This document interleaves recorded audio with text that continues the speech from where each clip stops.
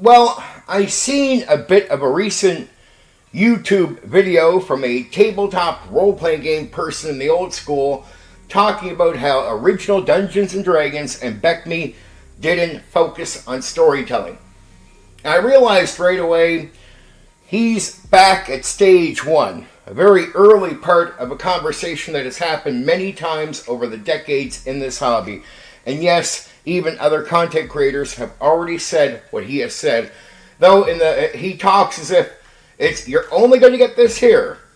Well, dude, there's quite a history of video content creation when it comes to old school tabletop role-playing games, especially on YouTube.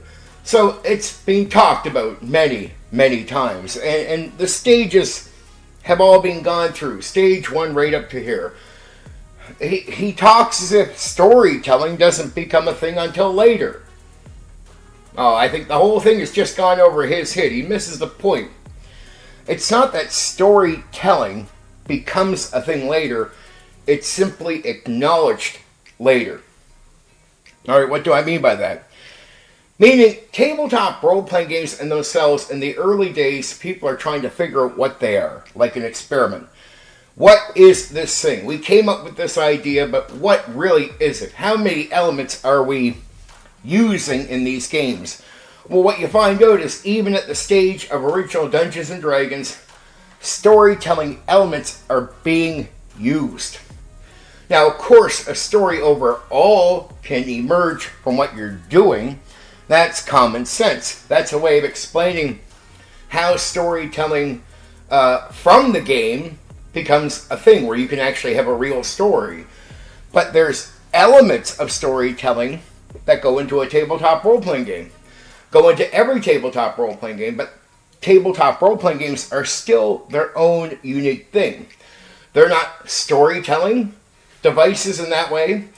They're not drama class. They're not even just purely a game where you roll dice with figurines. They're a combination. But in the early days, the designers don't really know what they have. They don't know who's going to play it. They don't know about the mindset. They don't even know where they're going to take the game. And there's variations, different types of tabletop role-playing games that lean here and lean there. But I guess we're talking about the most popular one, as we know, Dungeons and Dragons. I think the end result of understanding Dungeons and Dragons is to try to understand tabletop role-playing games in a general sense. What does it really tell you? Well, I think the final stage, right? That it's its own unique thing. It's not this, it's not that, it's not the other thing. It is its own thing. And when people try to pigeonhole a tabletop role-playing game into one area, like it's this or it's that, a lot of negative stuff seems to come from that pigeonholing. Right? It's storytelling. We get rid of character death. We don't need character death. That's no good for what we're doing.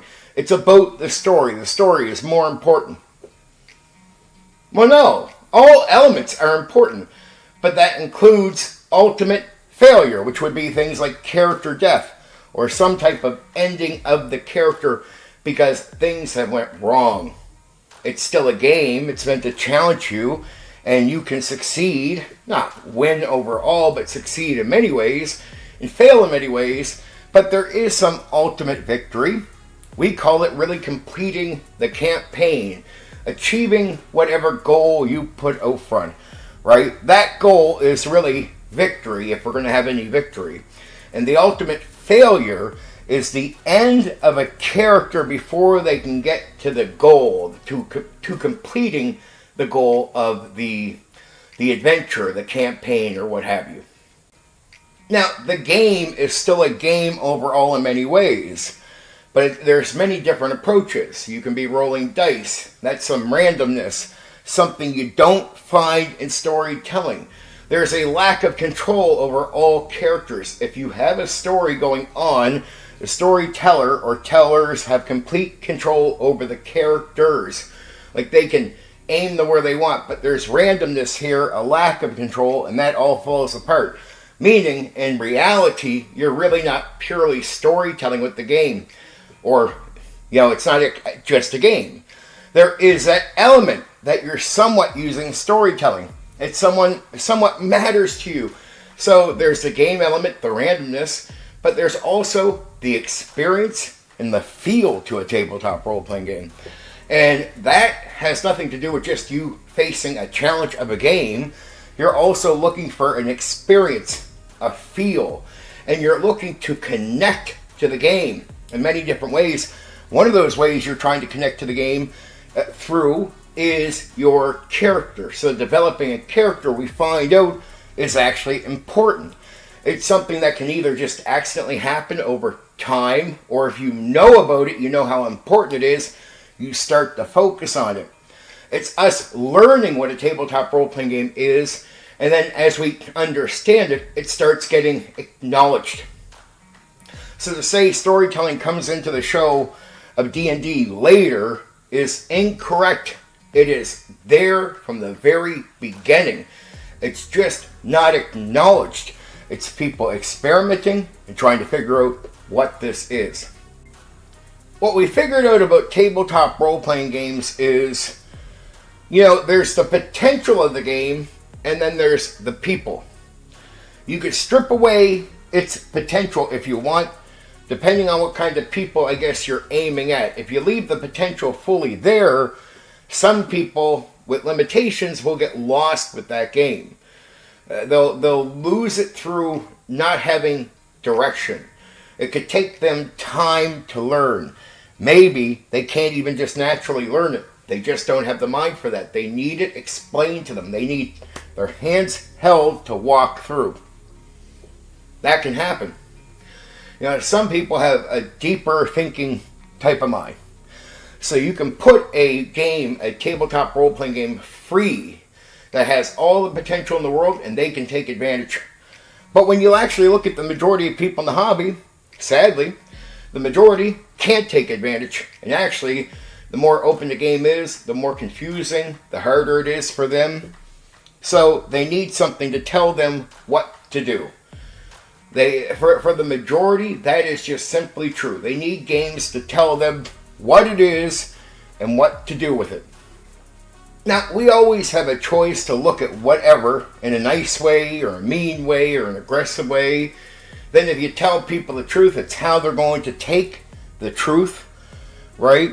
You tell the majority, hey, the game has changed, but it has not advanced. It's become more simple. Oh, I get it, the book is thicker. But why is the book thicker? Because you are not as bright. And the market has had to aim at you to keep the doors open, to keep selling products, to keep making money. That doesn't sound nice, does it? That you have a thicker book, not because you have an advanced game, but because the designers think you're stupid and they think they need to explain everything to you, that you can't figure it out on your own. And they come to this through example. Like here, I'll give you an example of how the game can... You can be disappointed with what you run into. I came into the hobby in 1987. I was 7 years of age. I had a mind for this. I was given the book, told to read it, the whole thing. Didn't know that's not really how people take in the books, but I read the entire thing. I came back in a week.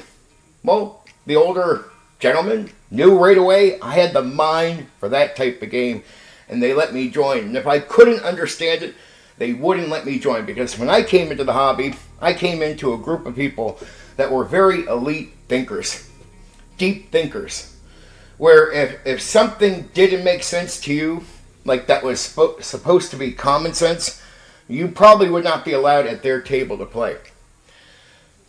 Here's an example. Here's a small example of something you think most people wouldn't have trouble with. But guess what? Sadly, they do. So I'm coming into a Dungeons and Dragons game, and one of the things I read was about the armor, about everything, and I read about wizards. When I read about them, I find out they have no physical armor that they can wear in old school D&D. It messes with what they're doing. So initially, you're not going to wear armor. And the weapons they have is very limited in choice. So what does it tell me? Just by reading all that. This type of character is not meant to be in close in fighting monsters, say like goblins or orcs. So my common sense says to me, whatever I'm going to do, I need to keep a distance. And any weapon I have, well, I can be effective with it. But really, if the line breaks, it's a desperate defense option, right? I can be creative with it, but at the end of the day, it's a desperate defense option. It's not an option I have so I can move up the fight in close quarters with an orc or a goblin. My common sense told me that without anybody needing to explain that to me. And that was right. You want to get a distance between you and that type of enemy. You have other characters there that are meant to do the up-close fighting, and you let them do it. You let them, and you don't try to partake. That is not your role in the situation. Now again, I know the book is not explaining this to me exactly. It doesn't tell me exactly how to see it. But my mind and common sense tells me without needing to ever play the game. And the people I was going to game with, they expect you to understand that before you could sit at their table and play the game. That was an elite mindset, but it's really just common sense. It's not too elite, but I guess to some people in the hobby, it might be. So I played in that type of setting with those kinds of people for many years. One point I go to the wider public to game with them. What do I find? People that don't take the game that serious, but at the same time, that doesn't matter. I find a lack, an overall lack of common sense. Where I'd see people going into close quarters combat with a wizard with no armor, limited weapon choices, and low hit points. When they know what the game is, you get hit once in that situation, you're probably going to die. Yet there they are gambling in the most unrealistic way. And it was a common thing. It was not a minority of people making this mistake, doing this. You know what? The other day, I was listening to a stream for a second. I usually don't get time to do that, but sometimes if I get a bit of time, I want to see what people are saying. So I'll skim around to see what people are saying. And there is a guy who's played tabletop role-playing games for a number of years, and he's talking about a recent D&D game where he played a wizard, and he's explained to the other guy that he was up in close quarters combat with the wizard. When I first got out to the majority, I felt like I was hit by a wave of what I would describe as stupidity. It took me a bit to calm myself down.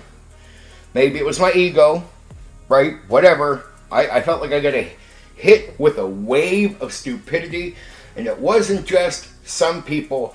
It was the vast majority of people I was running into. Constant things where you shouldn't need it explained to you. It should just make sense, but it didn't make sense to them. And here's a guy who's played actual tabletop role-playing games for years on the stream describing this, and the other guy says to him, "Man, that was your problem. You probably shouldn't have had the wizard up there," talking as if that conversation was just okay.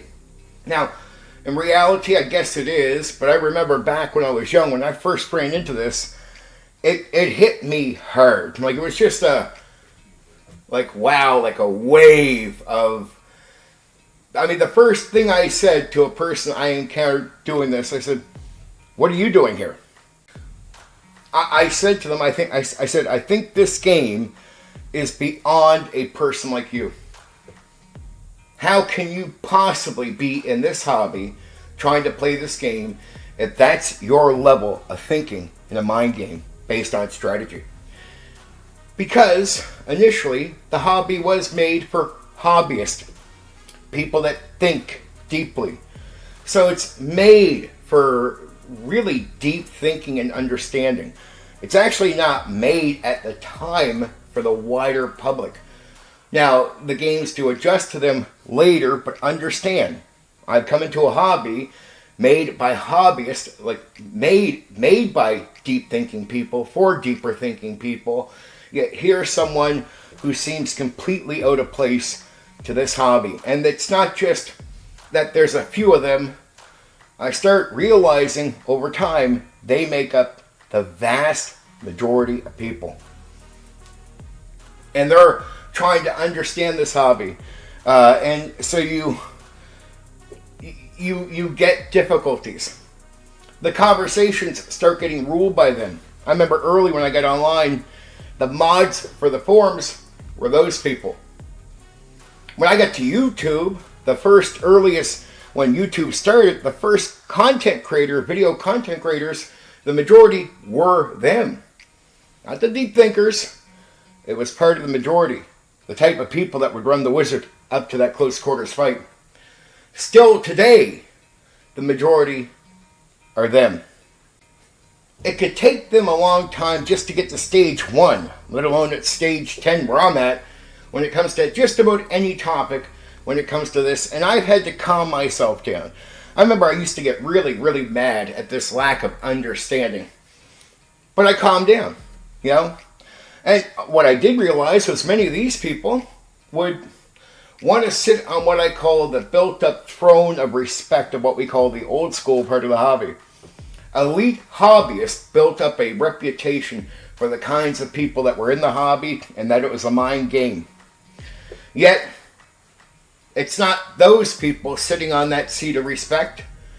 It's the majority who can barely think at all that pretend that seat is theirs. What I noticed is that majority would look at the WotC people as WotC editions came out, and they would judge them. You need your handheld. You're playing a Superman or superhero game. And I'd be like, now, I'm a hobbyist. I was not offended by what I seen going on with WotC. I didn't like what they were offering, but it made sense. See, they were leaning into a style of gaming that was being done by the old school majority. The old school will act like that's not what we did. That's exactly what they were doing. They'd run into action all the time when they shouldn't. They didn't understand old school Dungeons and Dragons for what it really was. Not at all. Not at all did they understand the game, and they played it in a certain way. They'd make 5 characters going in, lose characters, do this, and not realize, even though yes, you can make up multiple characters for the possibility of death, it is a game. It shouldn't be a meat grinder all the time. Actually, very few times should it ever be a meat grinder. Most of the time, you should be able to start a character and complete the actual campaigns you're taking part in. But they weren't. And so what happens? They run towards action. They do things that designers do not intend for them to do. And what did the WotC people decide? They looked at how most people were playing the game, and they linked into making that work better. If you're going to go with the action, we'll give you better health, better options, the feats, the whole 9 yards. When you look at what they did, and you look at how people were playing the game, the majority, you realize they were actually leaning into what people were doing. So personally, I was less offended by what they were doing. I just wasn't into it, right? I just wasn't into it. That was my only sour note with the newer editions of Dungeons and Dragons, or whatever you want to call that. Some people won't even call it D&D. I'd look at the majority of the old school and I'd say, even before WotC, what you were doing with Dungeons and Dragons was not the Dungeons and Dragons I knew. Right? So even the way they were playing the majority of old school people, I would say wasn't D&D, but then that's an ego thing, isn't it? I'm trying to control the hobby. I'm trying to speak in a certain way to guilt people. But I did realize one thing. It really matters what people experience and what they want to experience and what they're capable of experiencing. And so I dropped the ego. I let it go, and I realized for a market to exist, for new things to get made, these are the people the game has to cater to. And sadly, as much as I would like the hobby to cater to people like myself, I realize we are not going to financially support any company enough to keep it going.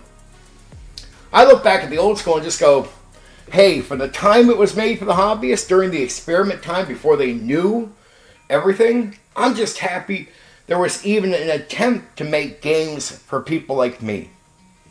I'm happy that they exist, and I'm happy to talk about them promote them, teach you, things about them, talk about them, but I don't get all worked up as if they should come back, because I realize hobbyists like me still make up a tiny portion of even the old school. To make games for me would be harmful to the overall people, the hobby that we have. And realistically, sometimes I feel like we have multiple hobbies in one, because it all depends on the kind of people that you're gaming with, what you're going to get out of it. And these people assume so much.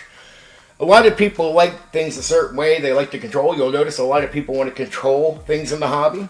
So when they talk with agendas. That's like the storytelling part.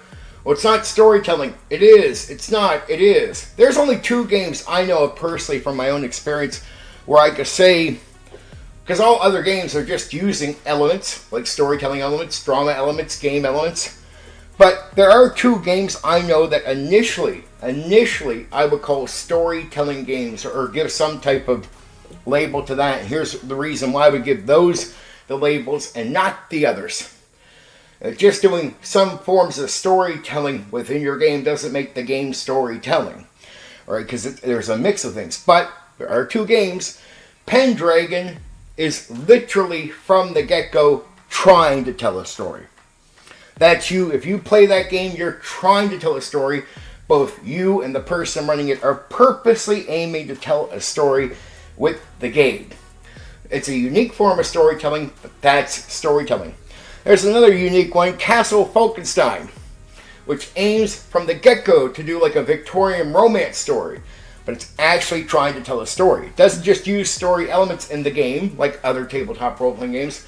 These 2 games initially try to tell a story. Where in every other tabletop role-playing game I've encountered, we would say the story emerges, because you're not just full on storytelling. So a story emerges. That's the way it's put. That's the best way to think of it. A story emerges from what you're doing. It's like I can go for a walk. I don't intend to tell a story, but from the walk, a story can be told. When you go to play a tabletop role-playing game outside of the 2 games I mentioned, you're not initially starting the game to tell a story. You're going in to play the character, to do this, to do that. And from what you're doing, a story can be told, but that's not the initial focus of what you're doing. You're still going in to play a game and be challenged and experience it. But again, the storytelling part of all that, it's only pieces. It's not the entire thing. It's not all you're doing.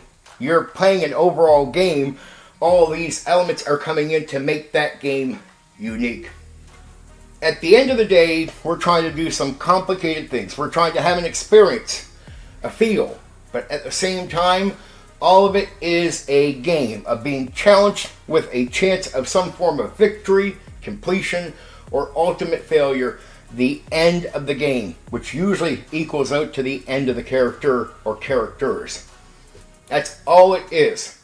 And so when they say storytelling should eliminate character death, well, there's something that takes away too, because even storytelling itself is harmed by taking out character death, the ultimate failure, the threat of ultimate failure, where it comes to an end, is an intensity. It brings an intensity with it that is hard to just replace with other things. Well, this makes it, no. If there's no ultimate end, no ultimate failure, there's an intensity you simply cannot have. Right? You can't have it. Period. I don't care if it's character death, but whatever just ends the game outright, and it's a solid threat that can hold up. That is necessary for a certain feel. And if you take, say, character death out, which is the easiest way to apply it to the game, usually it means you have lost something overall. The way people think, the way they feel it, the way they take it in. I think, for the most part, many elements are gotten right by D&D. But then there's some elements that I see that Dungeons and Dragons and the companies were trying to make money. I like the sandbox as it really is from games outside of D&D, where you go to a Traveler game or other games like that, where they understand the sandbox is really the overall adventure. It's where you don't need a module, you don't need a pre-made adventure. I think a lot of these ideas come into the system in a way to produce other products to make more money as part of a market. but without them, in reality, there's not much needed. It's something that, so I don't bow my knee to anyone. But I look at one statement I like Gary Gygax for, which was pretty much saying to people, or saying out loud, if people realize, that they really don't need our books and rules to be able to do what we're suggesting they do, we're in trouble. Because in reality, you really don't need the books, you don't need all this stuff. You can do a role-playing game, whatever you want to call it, even without dice. And the experience with it can be wild and intense and fun. One of my earliest introductions before I started exactly playing it in 1987, what got me interested in it, a friend of mine said, here, I got some 6-sided dice, let's try a role-playing game. I said, what? I never read any books. He brought me into what he would call freestyle later, which was us just using 6-sided dice, very simple, that's all. And he decided to tell me, make up a character, you're in this timeline. So I made up one without having a book to tell me what it was. And then he, I guess you would call it sessions at the time, ran me and another friend through a sort of experience where, I guess, playing characters. It's not the way I thought of all these things at the time, but that's what we did. And that's what made me get addicted to it and say, okay, I got to join this D&D game. I realized it was something amazing. But guess what? In that freestyle, I went back to it later. And I kept going back to it. D6, no books, no rules. It's one of the... I used it for a ton of experiences. Long sessions, many times over. And it taught me one pure thing. Gary was right. You didn't need the books. You didn't really need anything to have a wild, deep experience with these games. So, was storytelling in the hobby back as far as original Dungeons and Dragons? Yes, it was. It just wasn't acknowledged until later, like in the language and the understanding of it. But storytelling has always been a part of tabletop role-playing games, even from day one. I could do a presentation that could last for hours and go into greater detail, but I think it would bore you. I think it would be a waste of my time to do so. I hope by communicating in this way that you get that there's something deeper going on here. And that really, when it comes to tabletop role-playing games, the limitation is what we put on them. Anything can be done with them. So I try to watch how I speak. I try not to control the hobby because that's common. Agendas, lies, people trying to control everything around them as if they have any control at all. And if they pay attention, they'll notice they have none. They try to say this is what the game is, but companies are making this. And they make it without considering what is said. Nobody has control, and if you think you do, you're living in a delusion. You really have none. And the more you try to control it, the more you create a clash, the more you create negativity, and you drive people apart. When we're in a hobby that is supposed to bring people together. When I realized, overall the hobby brings people together and we're supposed to have a good time, or as best we can, playing a challenging game together, I realized my ego that started forming when I first came out to the majority. Like, they're not doing certain things, they're not using common sense, and I feel like I'm hit by a wave of stupidity. I was lucky enough to have some people that already crossed over that wisely spoke to me and said to me, this is the hobby, Stephen. And if you can't accept this, you're going to be miserable and unhappy, and you're going to miss the purpose of what we're doing. It is to get together and escape reality and be able to do that for a period of time and enjoy whatever we're doing together. It is a social thing. The experience does matter. All these things do matter. But you can't always have the experience you want. But if you're patient, you might be able to find it. Put up with the majority. Every so often you're going to find people that have it.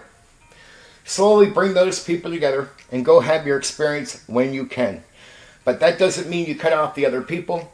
It doesn't mean you ignore that, and you build up relationships, you bond with people, and you stop hating people and stop thinking you're better than people. The point of the hobby is not just to think you're better than anyone. All you want to do is have the experience that you're looking for. But you can't just simply have it, and you can't control things that are going on here. So I dropped the ego. I learned to enjoy playing with the majority, game mastering for them.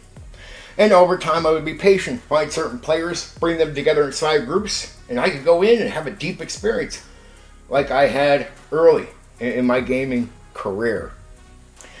And I learned to enjoy all this. I stopped trying to control things, say what I think, or even judge people.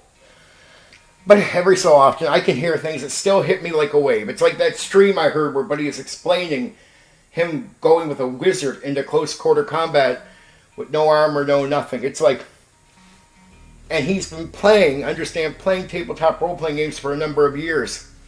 And here he is still with this story, still running into this issue. Oh man. Or I hear people complaining, they'll call it like a 4D roleplay. People ask questions when they should just know the answer. And I get what they're saying, but then even funnier is I can go listen to these same people roleplay, and if I were to be honest with them, to be real with them, all the guys complaining suck at roleplaying. Every single one of them. So all the guys that I've ever known that are what you would call good at role-playing in any way, from the role to social interaction, those are always people without a huge ego. And I mean 100% of the time. Anytime I've heard somebody complain about other people and I go listen to them role-play, I gotta be honest with them. Yeah, they might not be asking certain stupid questions, but they suck at role-playing. And what I would tell them is, before you judge other people, get good. I've seen other people play other people's sessions on their videos or on their streams, and they start judging these people that they're watching. I'm like, well, dude, you should go watch your own. Because if you think they're bad, you're not watching your own stuff. Or you're delusional. You have no idea just how fucking awful at these games you really are. Just saying, we all should just calm down and not have too much of a big ego. There's some thoughts about the hobby and storytelling. Storytelling, or a form of it, has always been here. Just not the centerpiece of what we do, but there is no centerpiece. A role-playing game in itself is a combination of things, and we should appreciate it for what it is and stop trying to say it's this or that. There's already storytelling. There's already drama class. There's already board games. That's not what we have here. We have a combination that creates something unique, and we should not try to pigeonhole that into board game, drama class, or storytelling. It's not any of those three. It just borrows elements from the three of them to make up something unique that is different from all three. It's its own thing. Try to appreciate it for what it is and stop trying to make it something else. And stop trying to avoid what it is. Don't avoid that there's ultimate failure in there. Don't avoid it. Right? Let it hit you like a wave. It can be hard, but that's the challenging part. You can be emotionally attached to a character, deep into a story, and the experience has to come to an end. Man, that can hit you like a wave. It can hit you like a wave. It's like that show ending that you just don't want to see the show end. Right? That's what's happening. It sucks that it has to happen that way, but it is part of what we do here. What it should do is make you want to come back for more. That's what I always hope. It brings you back for more, not drives you away, not really hurts you in some long-term sense. That emotion that you feel when the thing is over. That's not a bad thing. It hurts. That's a good thing. And if you could realize that part, well, that's good. Okay.